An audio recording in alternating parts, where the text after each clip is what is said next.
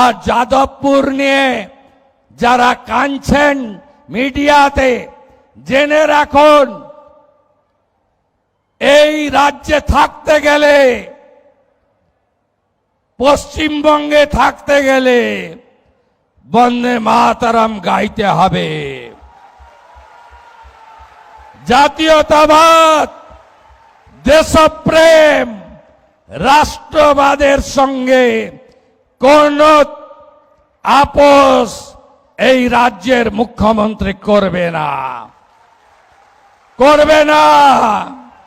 যাদবপুরে জানেন বন্দে মাতরম বলতে দেওয়া হয় না, যাদবপুরে জানেন জাতীয় পতাকা ওঠে না, যাদবপুরে জানেন শিক্ষা দপ্তরকে ঢুকতে দেওয়া হয় না, যাদবপুরে জানেন সিসিটিভি লাগাতে দেওয়া হয় না, যাদবপুরে এক শ্রেণীর টুকরে টুকরে গ্যাং, এক শ্রেণীর জিহাদি,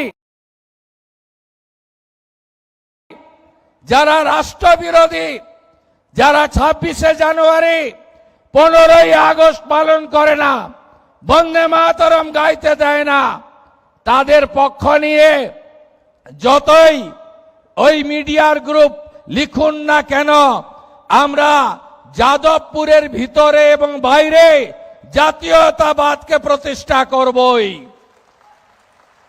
এই সরকার ডক্টর শ্যামাপ্রসাদ মুখার্জির স্বপ্ন নিয়ে এসেছে, তার স্বপ্নকে পূরণ করার জন্য এসেছে। এখানে রাষ্ট্রবাদ, এখানে ভারতীয় সংস্কৃতি, এখানে সনাতন সংস্কৃতি, এখানে বন্দে মাতরম, এখানে তেরঙ্গা জাতীয় পতাকা, এখানে জনগণ মন অধিনায়ক, এখানে ঋষি বঙ্কিমচন্দ্র, এখানে নেতাজি সুভাষচন্দ্র বসু, এখানে রবীন্দ্রনাথ ঠাকুর, এদিকে মা কালী কালীঘাটের, ওদিকে দক্ষিণেশ্বর মন্দির, ওদিকে বাবাধাম তারকেশ্বর ধাম। এর সঙ্গে কোনো সমঝোতা আমরা করব না। 1,45,00,000 মা বোন দিদিকে টাকা দিয়েছি, জুনে 28 লক্ষ, অত তাড়াতাড়ি তালিকা ঠিক করা যায়নি। জুলাইতে 1,19,00,000, এ মাসে 1,45,00,000। এটাও কথা দিয়ে গেলাম, যারা এই সামান্য অল্প ভাতার উপরে নির্ভর করেন বা প্রকৃত পাওয়ার হকদার, আরো যদি 20-30 লক্ষ লাগে আমি সেটা দেওয়ার ব্যবস্থা করব। কিন্তু ধমক চমক দিয়ে, রিল বানিয়ে